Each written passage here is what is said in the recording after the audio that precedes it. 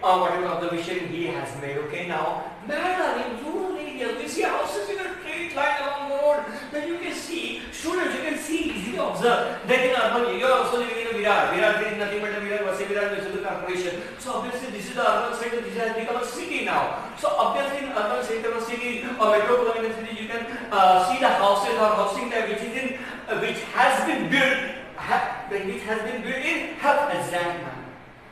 Okay, it is in zigzag manner. You may call it zigzag manner. But when you travel in the village area or along the highway, you can see the houses in a straight line. Like everything is streamlined. So, Surya said, man, in rural areas, we see houses in a straight line along the road. Houses are in a straight line along the road, neatly built, not in a habitat manner, not in a zigzag manner. Now the walls of the houses are made up of clay. Obviously, in villages they are using clay because they cannot afford, and you cannot easily get cement, concrete, and other things related to construction area, construction in village area. So while use of mud is also used widely in village area or villages, and wood is visible in making the roof. Roof is made up of mostly wood. So this is the observation of story. Now what the Renuka said. In this area we can mainly see dry grass. You can see dry grass. Okay? Trees which have shade, their leaves are visible in suppressed. Now this is the most important observation, because even though this observation is very small or we just ignore it, here is related to precipitation. Precipitation is nothing but the rainfall. If there is an abundance of rainfall, there will not be dry grass. But in case of deficient rainfall or no rainfall, there will be a dry grass. It also depends upon the season. Now, Renuka said, in this area we can mainly see dry grass. Why? Obviously because of deficient rainfall, low rainfall, or maybe monsoon season is over and summer has started. Now, trees, okay, trees which have shade, their leaves are visible in summer. Why trees shade their leaves? Okay, why they become bald like a man? Why? Because to conserve the water. To conserve the water. And that's why trees which have shade leaves are visible in this area. So teacher said, good observation. Good observation, Renuka, Suraj and Renuka. Such settlements are called linear settlement. Linear settlement. Linear settlements are always in a straight line, in a straight manner. Okay? They are not haphazard or zig in a zigzag manner. You can understand linear geometry also. Linear geometry in a line of solving it. So, linear settlement. Now we have learned that in 7th standard, that we learned in 7th standard. Now the houses which you saw are called mud and wood houses. These houses which you saw in the villages along the road, okay, these are nothing but built out of mud and wood. Okay. Now these are known as Dabyachi Ghar. Dabyachi Ghar. Now these are the traditional houses. Obviously these are the traditional houses built on the, built out of tradition. Built by a specific method. They are applying and using a specific method to build these houses. Now the vegetation here belongs to the dry deciduous plant. You can see dry. Why? Why dry? Because low precipitation, low rainfall. Deciduous is thick. Deciduous is nothing but the thick. Trees are thick. There are so many trees, but they are dry. They are dry. Either leaves are shade or there is a dry grass. That's why dry deciduous plant.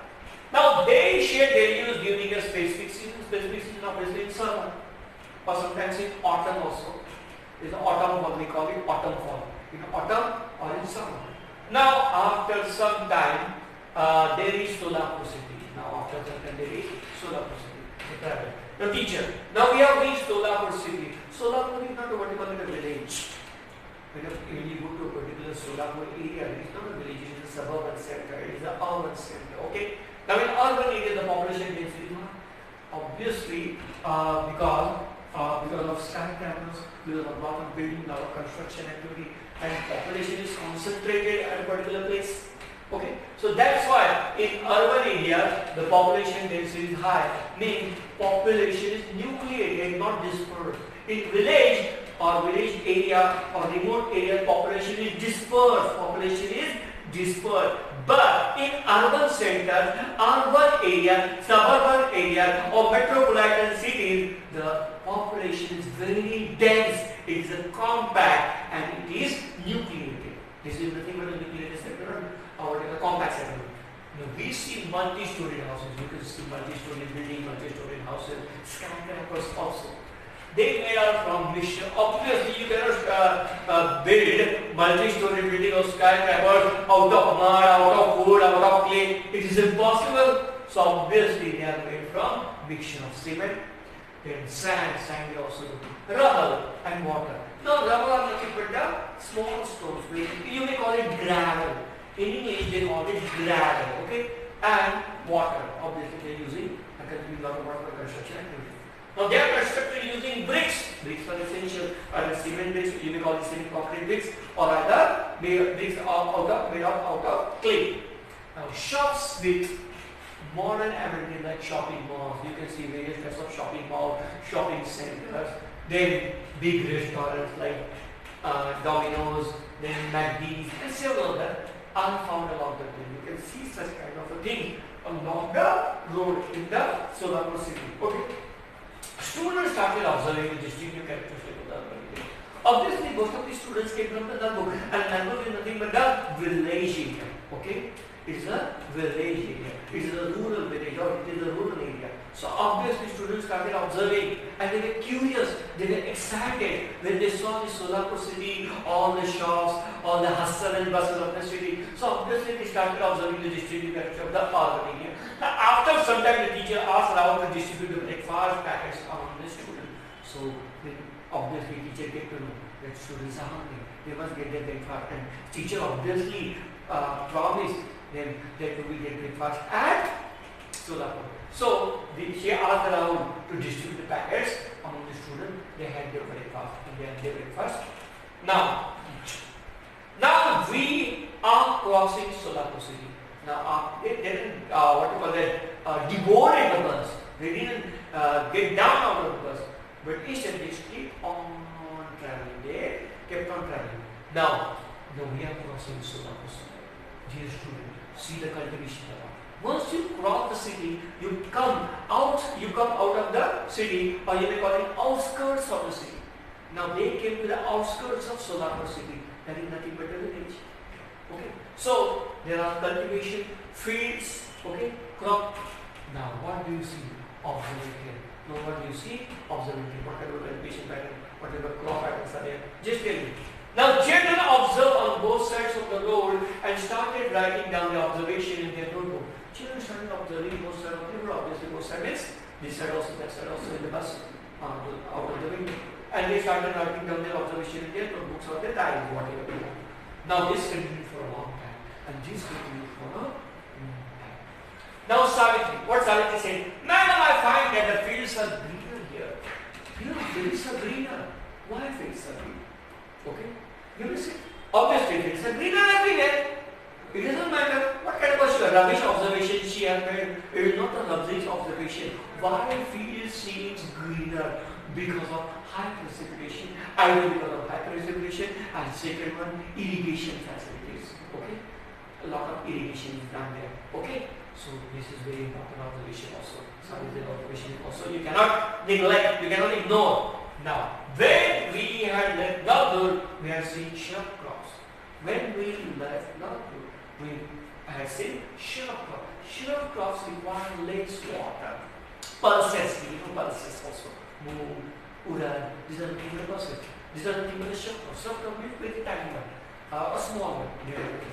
There's trees, whatever the crop, crop height is very short one, or tiny one or small one. So obviously shrub crops require less water. It requires less water. This means Naldur is having water deficiency. Naldur is suffering for water deficiency due to low rainfall, due to low precipitation. Okay? And Naldur is nothing. You can easily get Naldur is nothing but a semi-arid region. It's not a totally arid region like Rajasthan. Okay? There is no Rajasthan desert, Thar desert. But it is a semi-arid region. Now, and there was some sugar cane. Okay, sugar cane requires a lot of water. So understand you don't, suppose in a semi-arid region, you want to cultivate sugar cane, okay? You want to cultivate sugar cane, you require a lot of water. And suppose the lot of water is not available due to low precipitation, low rainfall, then obviously you have to resort to irrigation. Okay? So sugar cane was cultivated on a very small level, on a very small scale, especially in Nalur. But now I can see that it is mainly sugar cane we cultivated here.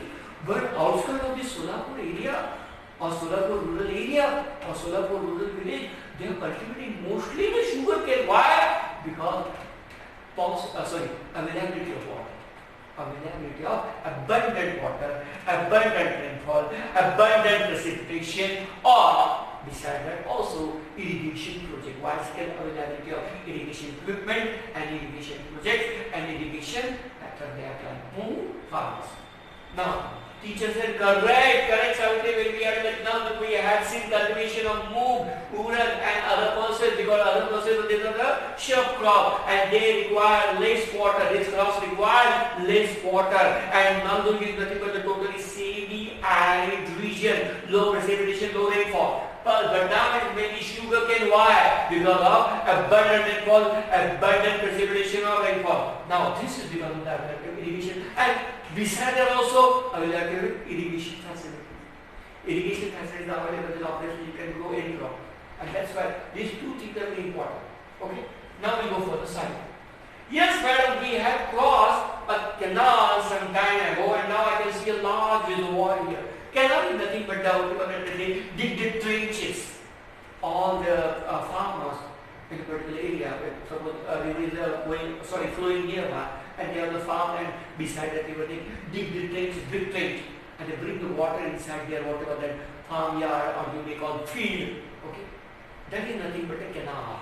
So we have crossed a canal some time ago, and now I can see a large reservoir. Reservoir may be artificial or natural. Artificial reservoir, if you want to see, you can visit Powai Lake at New Bombay. In New Mumbai or New Bombay, you can see and visit Powai Lake. That is an artificial lake. Powai Lake is an artificial lake, or is an artificial reservoir built by the Britishers. But there are also natural reservoir. Okay, that's a reservoir, nothing but a catchment area. Catchment area of water, or water is congregated. Okay, at a particular place. Okay. Now, which is this reservoir, madam? What kind of a reservoir? You can see the reservoir here. Which is this reservoir, madam? Who is asking? Savitri. Near Indapur, the teacher asked the bus driver to stop at the side of the road. So teacher asked the bus driver, just take a ball, just take a talk. Go at the side of the road. The students got down in the line and gathered around the teacher in a disciplined way. And they gathered around the teacher in a disciplined manner. They assembled together. Who? Students. Now, teacher said, refer to your maps. Now draw your maps. Okay, whatever maps you have, draw your map and look into it.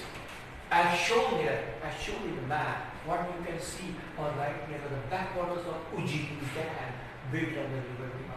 This is the backwater of the river Bhima, but it is coming out of the Ujjini Dam. It is coming out of Ujjini Dam because they built up Ujjini Dam on the river Bhima, and this is nothing but the backwater, whatever reservoir you are seeing, that is nothing but a part of the what you call that Bhima river. Okay, and it is coming out of a Ujjini Dam. Now this dam is mainly used for supplying drinking water. Mostly dams are built to make available potable water to the citizens of the country or citizens of the mostly urban area. So drinking water is also used for power generation. But besides that, dam is also built for various purposes. No, multi-purpose. Dam is built for multi-purpose. Okay. What? Power generation, electricity generation, that you know very well. Fishing also. Most of the villages they do fishing, local people, native people. Then irrigation also, you know. So etc. Some students click picture, they start clicking picture in their mobile of the surrounding, whatever surrounding, green surrounding, beautiful surrounding, and they started clicking the picture of the Ujjini and Bhima river and all the surrounding. And they boarded the bus, and afterward they got into the bus, and the journey started again, and they resumed the journey